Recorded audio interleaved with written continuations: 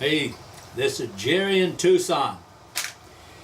This video is I'm trying to explain a tool that I made for doing peppermill blanks and keeping them centered. I used to, when I first started wood turning, I thought I could get rich making a bunch of peppermills, so I went ahead and made up a whole bunch of them, and about a quarter of the way through, I probably made about 40 of them, maybe 50. And somewhere about 15 or 20 into it, I realized that, man, accuracy is just not there.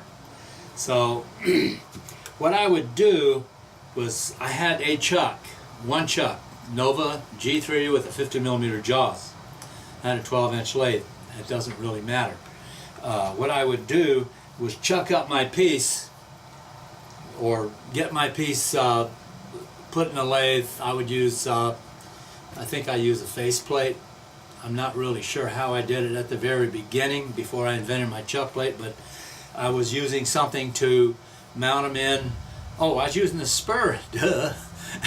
Yeah, I had a couple of spurs up there somewhere.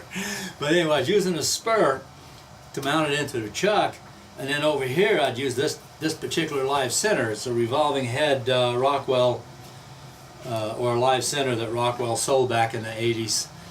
And I would use it, and I would turn myself a tenon. When I got the tenon turned, I would take and turn it around, and then in the meantime I had my spur center. What's going on here now? Because I don't have it mounted all the way into the chuck, it's not going to want to work for me. Okay, so well, I can't even make a decent video just because I can. Since I have the spur, had it mounted in the spur, I've already got a point over here that puts it in the center. So I bring up my center, I'd lock down my chuck, then I would remove the tailstock, and this I'm not going to do any turning at all. I'm not going to turn anything. Just explanation. Then I would take, after I got this thing centered and even, then I would take in my drill chuck and a 1 3/4 inch drill bit, and drill my step, or my bottom, I should say my bottom. People who sell the mill kits say, I think 1 5/8, drill a 1 5/8 hole. Or, yeah, 1 5/8 recess for this. So I drill them out at 1 3/4. I've been, I just don't like those real tight fits that they ask for. So anyway, I drill them out 1 3/4. I drill them down to the depth of the Forstner bit. The Forstner bit is probably, ½ inch, maybe just a little bit more. I think they call out you need to be 3/8 or something deep, max. So I would drill them out that deep. And here's another one, and it's pretty deep. And then here is another one, and it's pretty deep, but they're all 1 3/4 round. Okay, after it's done, it's still mounted into the chuck. Then I'll put in my Forstner bit, a 1 1/16 inch Forstner bit, and then I would go ahead and drill my depth, whatever my depth was. I would drill to that and maybe extend past about like so. Then I take my blank, and so I've got a hole drilled about that deep. I'd have a mark on here. I'd take it to my bandsaw, table saw, whatever, and I'd cut it. I've got my hole drill there, and before I even cut it, what I would do is put a tenon on it. So I would drill this a little bit deeper. I'd put a tenon on this because I might need it. So after it's cut, I've got a tenon on the top end right here, and I have a tenon on this end over here. So that's how I would do it. I would put a tenon on it. I would take it out. The hole is already drilled, and the tenon is not really necessary. It's just insurance. I ended up making this tool right here, and this does two things. First off, it mounts into the chuck, and I hope this chuck will close down enough to bite down on here. I think this is 2 inches. Yep, it's a 75mm jaw chuck, and it works. This tool can be made out of wood. Biggest problem is the pin, the 1/4-inch pin for the lids. I broke them off. I kept breaking them for some reason. So I would take that and I've got this mounted. This will not go in here because this wood was green when I turned it, and it will not go into the hole, but it will go in like so. I'm forcing it right now. I do not want to force it because I want to be able to get it out. I would go ahead and turn my piece. I do my shape, I do my bell, I would do whatever detail work I wanted to do. I would do that and come out and turn the thing until I'm very close. I would put my tenon on here, so when I get ready to make the lid, my tenon is 1 3/8. The lid has a 1 3/8 recess. I still have my tenon on the top because it was mounted into the lathe at the very beginning. So it's like this. I drill my hole just so deep, 1 3/8, and then I take my 1/4-inch drill bit and I punch through the other side. Now that I've got that done, this piece is off the lathe, sitting around waiting. I would take this piece right here, and I've got two ways of doing it. More than likely, I would do it this way. I've got the tenon already made, and I've got the tenon made, the mortise made, and I would just bring this up like so, and then turn it to match my top. This top right here, I think this top right here is, I don't even know where the rest of the mill is for that one. So I'm going to take it off. Just show you that everything is precise. I mean, it's a good fit, and it's a good fit. So I would take and either do it, well, I would do it this way because I'm trying to establish a pattern, a shape for this. So I bring it up. Oh, it's moving on me. Boy, it's been a long time. It's been almost 9 years sitting in a box. Anyway, I'd go ahead and finish my shape, do my shape, whatever, and I'm done with it. Now, I know you can't get in all the way on the end over here with the tool because of the jig that I have right there. So I would take, since the hole is centered, I would take and put it in,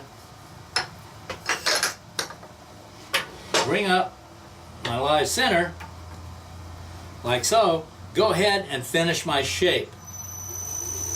Boy, that thing is way off.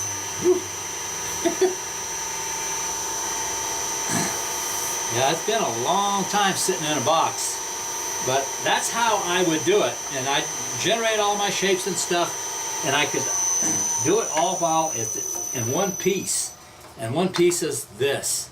Now, I never did really like my tops. They're different than those other things, and I hate those other ones. But this top right here, I established that. Somebody called it the top hat design, but I'm having a problem right here and here of making these things work out like they're supposed to. I think I'm doing fairly good down here on the bells, and I'm getting away from the beads that I have. I don't like that bead on the foot. I prefer the bell that looks like this bottom bell right here. But it's all done like so. I can even take this one. Let's see how off it is over here. It's going to be off because it was off before. Let's see. Yeah, you can see it's off quite a bit. But when it goes into the tool that it was designed for, and this one fits like it's supposed to. So that piece of mesquite right there was probably dry when I did it, or maybe it was a small piece and did it. But there it is. It's just about as accurate can get, and it's been well over 10. Well, see, I stopped doing them in 2011. So I'm going to zoom in on that real good and then start it up slow, and you'll see how accurate it is. Now, this tool can be made out of wood, and it's just a piece of cake to do. There's very little slop in here. There is some warpage, I can see that, but the edge looks like it's still pretty clean.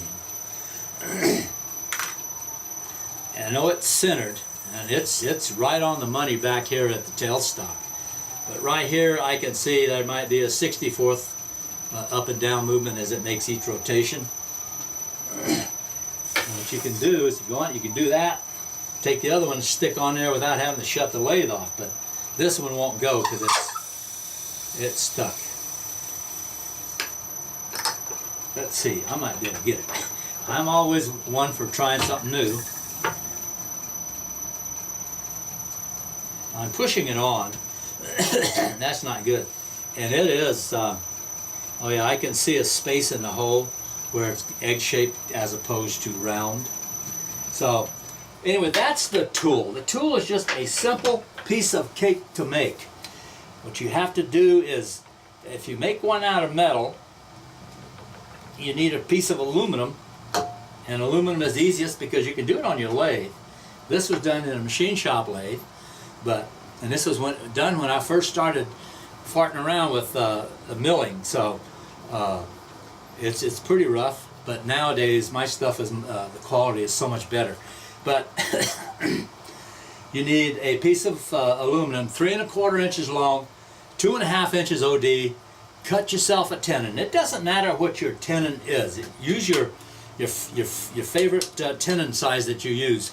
I use 1 or 2 1/4, but this one happens to be 2 1/2 because probably restricted on the size of my metal. If you're using a G3 with 50 millimeters, I think it screws down to 1 3/4. You can use 1 3/4.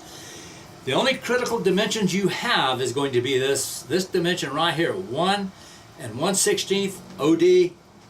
This must be 1/4 inch OD if you're using a 1/4 inch bit. If you're using a bit a little bit larger, then drill that hole a little bit larger. The depth, it's not critical. Just make sure that you're deep enough to where you're not just catching on the edge like that. You want to be embedded down in here like this one embeds. You want to be like that. So that's it. Simple piece of cake. I might have even made this thing here, the flange, the OD of this, for a guide to tell me that I'm getting really close to where I want to be on my shape and my size. But normally I'll have something like this. Yeah, I'll have something like this, but imagine this is a raw piece of wood. Only thing done to it is that hole right there, or both holes there, and the punch through hole right there. That's the only thing's done to it.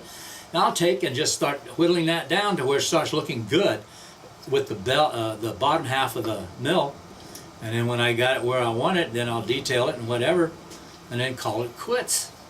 Just finish it off and you're done. And there's no misalignments. I mean, I've got 2 mills here that were done basically the same time, but probably 6 months apart from each other maybe. I'm not sure.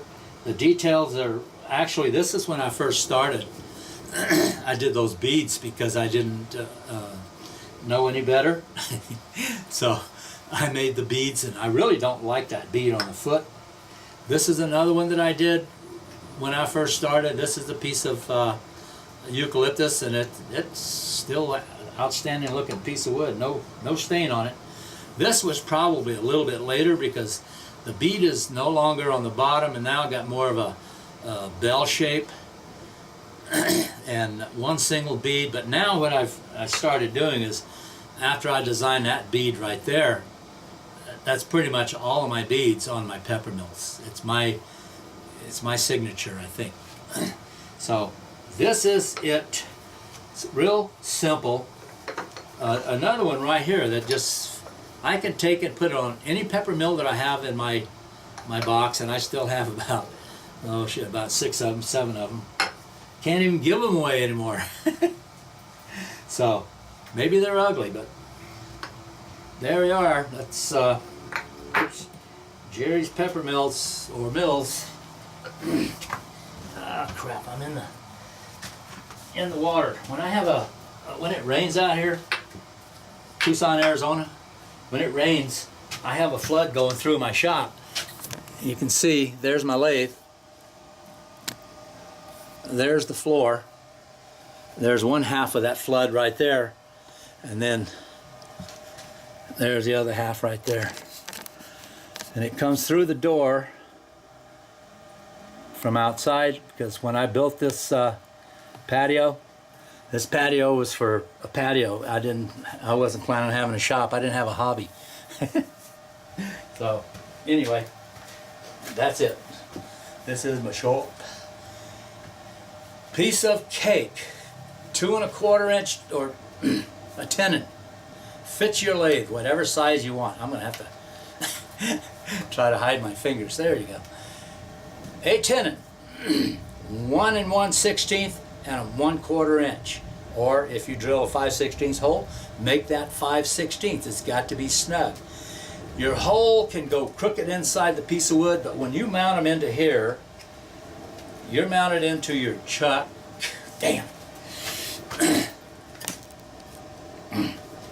You're mounted into your chuck, you're mounted into your live center, you are centered. This piece of wood will go center. I'm done.